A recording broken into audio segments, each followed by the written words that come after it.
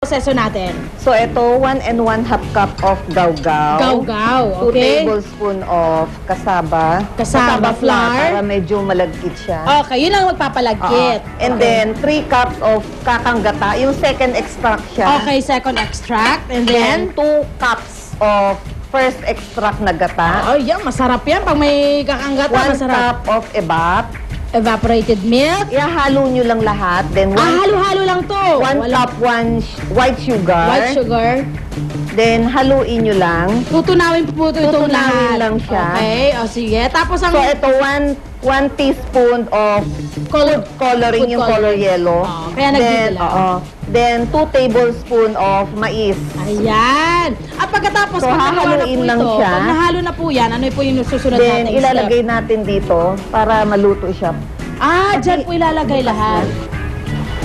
Wow, ganun lang pala yun. Napakadali lang po ng proseso, mga kapuso. Nakikita nyo naman, walang kahirap-hirap, pinaghalo-halo lang lahat. Siyempre, yan nakikita nyo ngayon ay mahamais. Siyempre, itong kanilang niluluto dito, ito naman po ay ang, ano nga po ito? Sapin-sapin. Ayan, nandito yung sapin-sapin nila. At syempre yung nandyan po sa inyong kaliwa, sa kaliwa ni Ma'am Sally, ayan, bisi-bisihan Yung tayo. puto. Bueno. Ito po naman, yan po yung tinutunaw na asukal na may gata para po sa biko. Kaya po nagkakaroon ng brown coloring ang biko. Hindi na po kailangan ng food coloring Ito sa asukal puto. pa lang pwede. Ito puto. Patingin nga po, Kaya ma'am. lang. Ano bang nangyayari? Ayan yung puto. Wow! Yung So, po. Hindi pa siya masyadong luto. Papunta pa lang. Hindi pa nakakatubo. Kailangan saradong-sarado siya para yung init wag lumabas. Kung Okay. hindi siya puputok. Kaya pala nagkakaroon ng konting break. Ayan. Ayan mga kapuso, syempre sa kapital po natin, mga magkano lang po kaya ang inyong kung sakasakaling gagawin nyo itong business? Ang capital natin is 120. 16 slices na ang magagawa doon. Wow, magkano po ang kikitain kung sakali? nabebenta kami kasi nasa mall kami. So, ang benta namin is 23 pieces. So, kikita ka ng 200 plus doon sa Wow, isang not bad. timpla, sa isang timpla. Not bad. Yes. Halos ganun din sa ibang mga ano nyo, mga Lahat klase. ng stores. Oo, lahat. O Pero yung mga kung- kakanin nyo, halos ganun din. Pare-pare siya. Pero kung kayo mag-i-start sa bahay, mas makakamura kayo. Mas makakamura. Bakit siya patok pag Pasko, ma'am? Itong mga kakanin natin. Kasi nasa tradition natin yun nasa history na yun, na ito is sinasama natin sa hapagkainan dahil made of malagkit siya. So, ang ibig sabihin nun, para Close yung maging pamilya. close ang Yan, family. I love it. Yun yung Yun ang nakita na yan. ibig sabihin. Yan, nakikita nyo na kanina, inilagay na ni ma'am yung ating malagkit doon sa brown sugar na tinunaw. At ngayon po, eto na ang ating mahamais na pagkasarap-sarap. Itsura pa lang, busog ka na. Beautiful. Pwede bang tikman ho natin? Ma'am? Yes. Ay, malinis naman ang kamay ko. Galing po ako ng ng lababo. Ayan. So mga tips po na gusto mag-business para po sa gustong gawin tong business mo. Anong mabibigay yung tip? Ang importante lang talaga dito is tiyaga at sipag. Tapos ang ingredients kailangan puro na huwag dadayain. Huwag titipirin. Huwag titipirin para mas tatagal ang negosyo nyo. Oo. Yeah. Kayo ba may mga sekreto kayo sa sarili niyong ingredients or Wala. Kung ano lang. Basta ang importante lang, puro. Kung sinabi nating 1 cup na 1 cup first dapat. extract, 1 cup. Huwag nyo hahaluan ng tubig. kumbaga Kasi walang iibang shortcut? lasa. Walang shortcut. Iibang lasa. Iiba Yun lang ang lasa. pinakasekreto doon. Kasi kung hindi masarap, hindi yan babalik-balikan. Lugi pa rin kayo in the end. Oo. Diba? Magiging Lugi. kilala po ang inyong kakanin kung masarap po ang inyong Kasi kakanin. doon kayo makikilala kung masarap ang produkto. Yan, para maging patok po itong negosyo, tandaan nyo lang po lahat ng tip na binigay ni Miss Sally at sigurado kung susunod na po kayo sa yapak niya. Lalagay ka ng pera sa bangko para marami. Bongga! At yan po muna ang aming update mula pa rin dito sa aming kinunoonan sa Caloocan kasi isang sikat na kakanin. Magbabalik po kami, huwag kayong halis. I love us!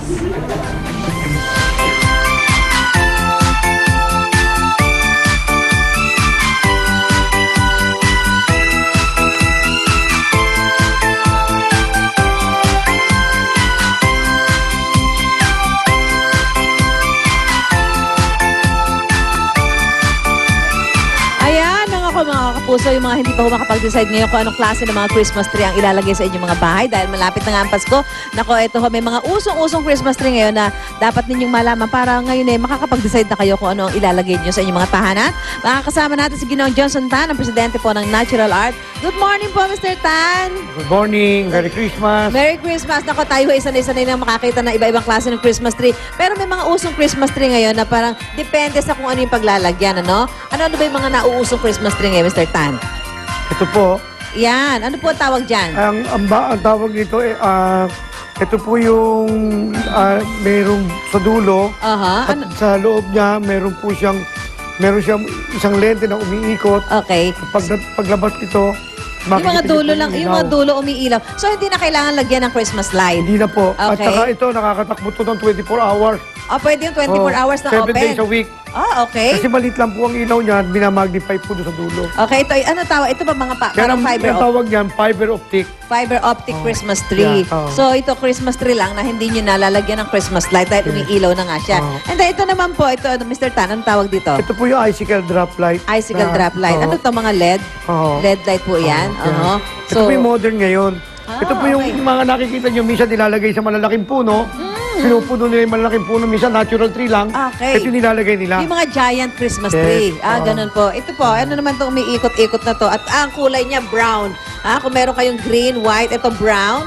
Merong parang maroon. Ano naman ho ito, umiikot-ikot Ito na po yan? ang tawag dyan, coffee bristle. Coffee bristle. Oo. Kasi kaya sila gumagawa ng ganyan, may mga taong yung bahay nila condominium, Okay. kaya payat siya, at makikita nyo very slim. Oo. And then yung kulay niya, iba yung ginagawang motif. Oo. So, Bagay space sa saver motif mo. ito. So, Oo. mga gamit mo sa mga maliliit na space. Napansin ko na, Mr. Tan, meron kayong mga ganyan maliliit na Christmas tree. Ano yan? Para mga condominium, yung mga maliliit na spaces. Oh, yes, yes. Okay. Pang tabletop, pang ano. Pang tabletop. Meron pang panglagay sa kotse. Meron po, ito ho. Okay. Ito tawag namin, Christmas tree, na maliit na ang tawag yung parang seedling. Ito po.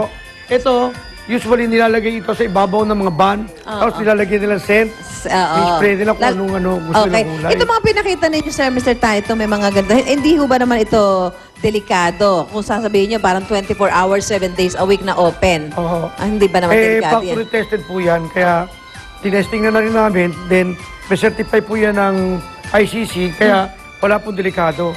Kamukha nga na sabi ko, pag bumili kayo sa mga tindahan, saksak nyo, 15 minutes, 30 minutes. Pag uminit siya ng mainit, huwag nyo na ituloy. Pag uminit siya in 15 minutes or 30 minutes, huwag nyo nang bilhin. Ganyan. Hindi naman ho ito malakas sa konsumo sa kuryente. Hindi ho, kasi modern po to, LED po to eh. Okay. Light emitting diode po yan. Okay, so hindi ho yan para mamumroblema naman kayo sa bill nyo sa kuryente. Hindi ho. Dahil 24 hours, 7 days a week ninyong Eh kung bubuksan. gusto nyo magtipid, patayin nyo para makatipid din. Kaya naman, linggo na lang, o kasabado yun, magkakasama ang buong pamilya. Magkano naman po ang mga presyo nito mga to? Ito may 1,800. Yung pinakamura natin, magkano po? Yan, ganitong kataas. Ito, Ito ilang, po. ilang ano ba to? Ilang feet po ito? Nasa 4,000 plus po yan. 4,000 pesos. Okay. Sa bagay, ito naman po ay mga pwedeng gamitin na next year pa, di ba? Pwedeng i-recycle. So next year, hindi nyo na rin kailangan. Kung gusto nyo bumili ng mga moderno, ito ba masasabi natin mga modernong Christmas tree?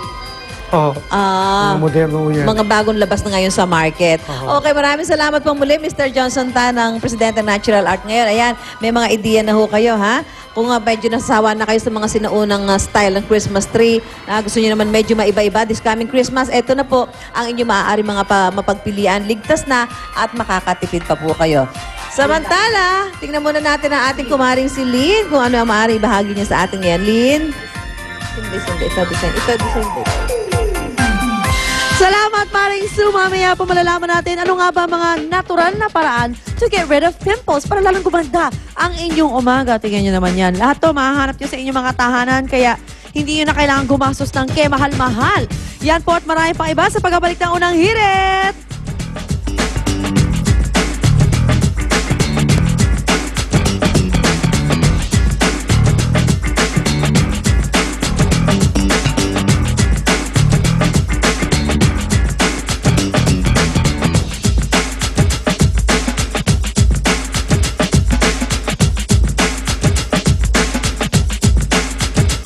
Sa unang hirit, ang saya-saya. Sa unang hirit, unang hirit. nangunguna ka.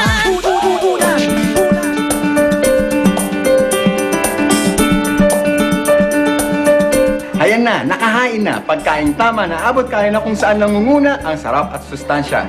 Para sa matang umaga, of course, si Miss Malu Enteria, ang Nutrition Officer 2 mula sa National Nutrition Council. Nutritious morning, ma'am. Nutritious morning, Chef Tristan. So, ang recipe natin today is lugaw humay with chicken liver and squash. Ito na ang mga recados para sa ating lulutuin ngayong araw.